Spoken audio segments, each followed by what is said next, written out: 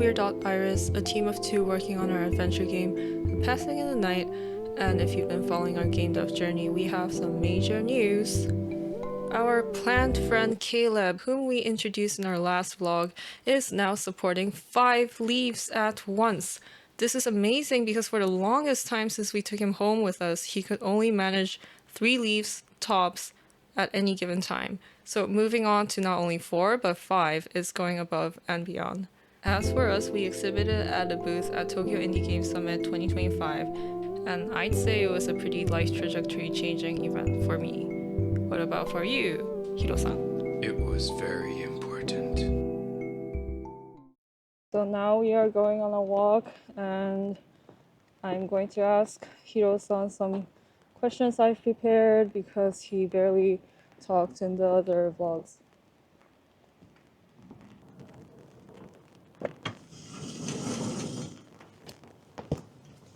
Jamashimasu. こんばんは。では、ヒロさん、そんなインタビュー式な。こういうインタビュー式です。Here's the first question. What did we decide to work on to show at TIGS? And why did we choose the format we did?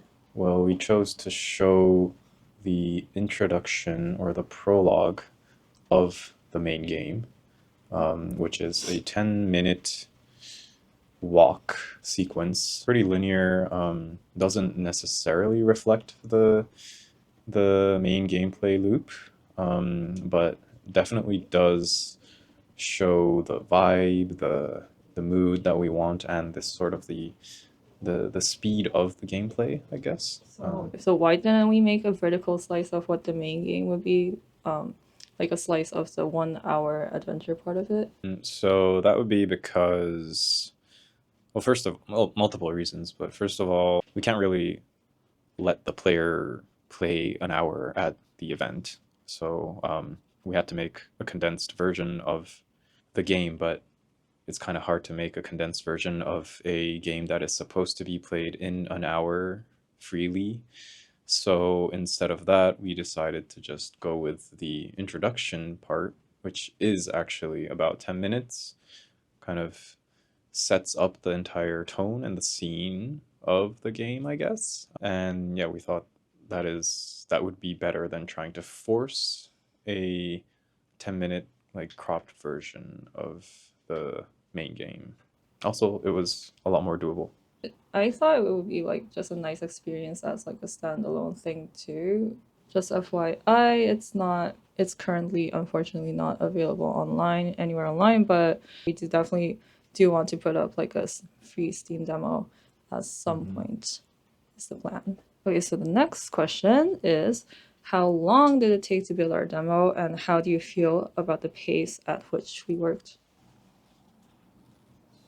That's hard to say because, well, we started concepting and making like videos and like all that jazz starting around September. Actually building the level that we showed at TIGS in March, we actually started building that like maybe mid-January-ish, I think. So basically 1 to 2 months. In that time, we also started to build the base system of the game, the base everything, like from the animation blueprints to dialogue systems, all of that. So it was quite rough, a rough 2 months. Definitely is not a crunch that I want to keep doing for the rest of the development of this game. Okay. But yeah, we basically made it in a month and a half to 2 months. This was also while we were learning a bunch of stuff because this is our first game. So it was very, very rough, both rough on us and also a rough product.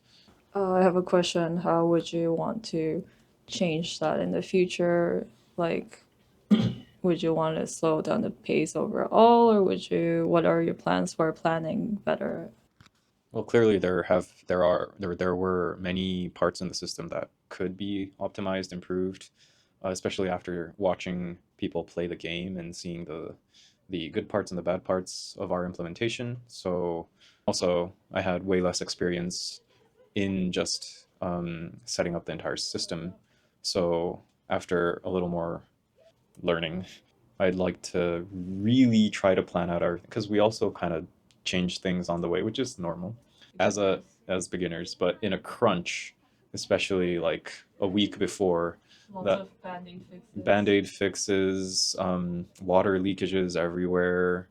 I don't think most people noticed these things, fortunately, and it did not crash while people were playing, and nothing bad happened, so that was good. But or I guess like there could be a lot of improvements that would help down the road. So I'd like to work on that and work on it in a very manageable pace. Yeah, I agree. I'm very happy with the feel of what we came up with. Just like, yeah, technically, maybe especially you who made it, I really know like the glaring um, weaknesses of it. I think it was like a huge success. So I mean, definitely more than I thought, which is a segue into the next question actually. So what were your expectations for the our first event, which took place in Kichijoji, which is like I used to live there. It was just like a very familiar place to me, so it was especially special for me. We had a booth there, and it was our first time making a game. So, what were your expectations for the event? My expectations were pretty low, to be honest, given that our game is very not the kind of thing that you would see in these kind of conventions, I think. We were we were very unique compared to, For better or worse. for better or worse. And so I didn't really expect much from people. I mean, it was nice to know that some people were already interested in it beforehand from looking at, I guess, the website and stuff. I did kind of hope that like some business day people would be interested or like play it. But I really had no expectations on the public day. So that was my expectations. You? I honestly had no idea to expect, so I chose not to expect anything. How can you do that? And for That's a lie. You cannot not expect anything. yeah, so I had no expectations, so I really decided not to have expectations, and because like, what's the point of thinking it when I don't know like how it will be?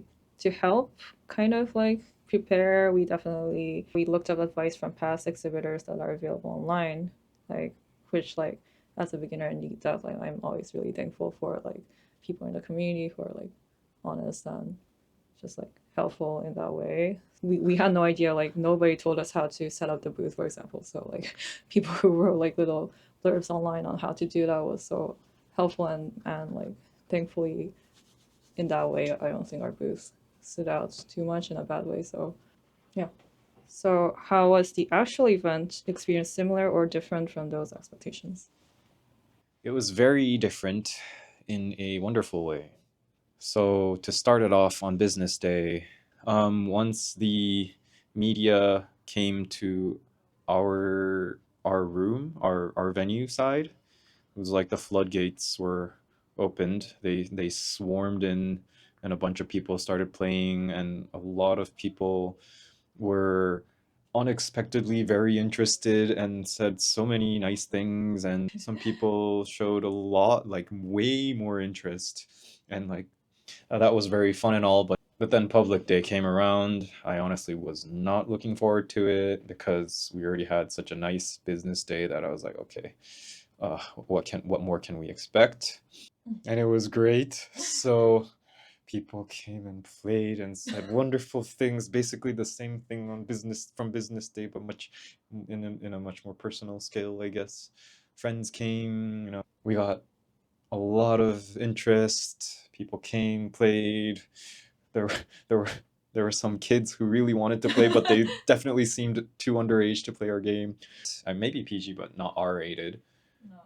But mature themes. And this kid was like, can you He see? came back like 3 times. He came back like 3 times. Anyway, yeah, well, all in all, it was very nice. It was nice to see people play our game, and actually get through the entire game, or the entire intro, till the end. And that also gave us a lot of feedback, but also in general, yeah, it gave us a big motivation boost, I think. And I think you'd say the same. Yeah, I agree on all aspects. I was just very happy. I was actually very like clear-headed, although I was tired, and very engaged, very just like it was so much more than I thought. Like the I feel like we attracted the kinds of people who really like this kind of game, and it also just like in terms of feedback, which you mentioned, like it was really helpful for me to learn to understand what our game even is, like even better, because we were able to get a much more objective perspective on it.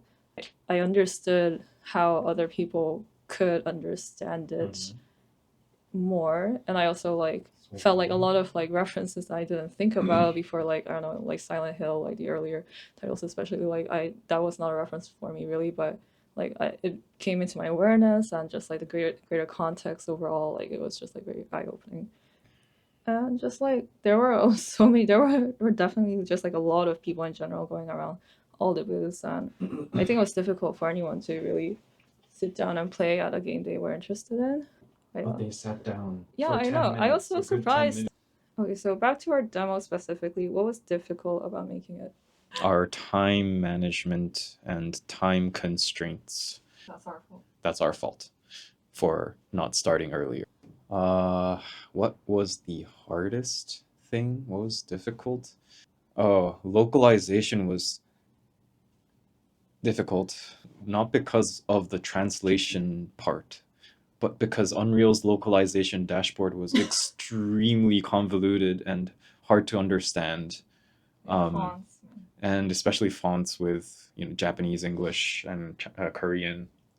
That made things even more difficult. And we ended up having to do like a semi original implementation of the localization.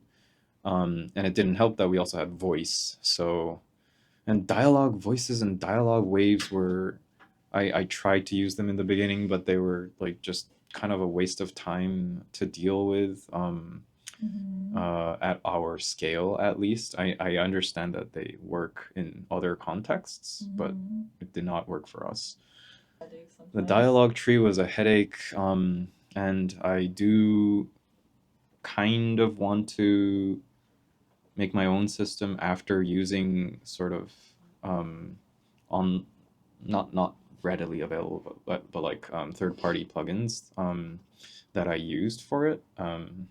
It did help in me learning how to set up that kind of dialogue tree slash state system, I guess. But I'm not sure if I want to keep using it and whether I want to just move to my own system. UI and NPCs. Oh my god, but I mean, that was basically all in the last week. So I think if we had more time, state trees are fine. State trees are great, actually. So can you share whether you use any third-party assets or software, or whether it was largely customized, or how was that? In terms of assets, like 3D assets, mostly original. Just because we can 3D model and texture, and I use Houdini a lot, so mostly original. Some textures, right? Some Megascan textures. I mean, like sure, found you took photos, but we turned them into textures and stuff. So, in terms of software, I did use a third-party plugin to deal with the dialogue because I just really didn't have any idea of how I should do it. Not sure if I want to keep using it, but as I said before. I guess I'll just ask for the record. Yeah, like how many like Animation? AI stuff that we use? Almost none, but almost none on the creative part. I think we did try using image generation very early on, before last September, just for quick look dev stuff. In the end, what we just made by hand was by far more superior than whatever that AI models could spit out. So, but we did use AI motion capture, the kind that takes video and turns it into basically bone and animations. Unfortunately, they aren't perfect. A bunch of foot sliding, a bunch of jittering. So of course, I had to do a bunch of fixing in Houdini. I don't know if we like used AI. I guess we used. I guess we used AI tools for like getting baseline crappy animation assets, but after that it was, and after a certain point, I just realized that hand animating was better. So, oh yeah, and image upscaling. Yeah. That's pretty That's much about it. it. Next question is, what part of the process was enjoyable for you? I mean, in the end of the day, game making is fun. I enjoyed most of it. Yeah. It's fun to make the thing, but you have to do that making in a very limited time. I guess that's for any dev, but like if it's at a certain point of quality, you can keep adding stuff forever, but you have to call it. Yeah, exactly. At some point, like a dev at the event told me that like a lot of devs around us were really nice, by the way, and gave us a lot of nice advice. The reality is that you have limited time constraints and you have limited resources. So yeah, you have to say, okay, I got to stop doing this. I got to move on to the next thing that is way more important than a tiny UI transition that I definitely didn't spend 7 hours on. But what was enjoyable? I mean, I think I found a lot of joy in setting up animation and animation blueprints and just in general animating. I didn't think I would, but actually, like, it was pretty fun. It was fun to make the characters come alive. And in that sense, especially for the main characters, animation blueprint, it was the Unreal official game animation sample project was a huge help, especially the state machine based animation blueprint, which was experimental, but it was pretty straightforward and actually very expandable. So if it wasn't for that, I don't think I would have enjoyed it as much. It did take a while to understand, but yeah, it was great. How about like the final product? Do you like that? Yeah. Yeah, I think it's cool. Okay. I think it's cool. I think it's decent. Any technical discoveries you made that you want to share? Oh well, I guess the post-process filter, the look that we made, I think was pretty cool. Especially because a lot of those dithering effects I see online, they look great as a still, but once they start moving, it's either screen door effect or they are world space, so they scale based on how far or close you are to whatever surface. And I didn't like either of those, so ended up making a custom shader basically that took the motion vectors and did stuff with a blue noise texture that basically made a screen space scale independent world tracked stippling effect.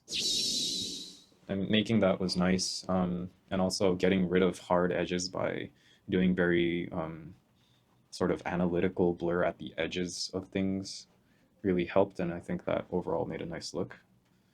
And also the color curves that we added into there.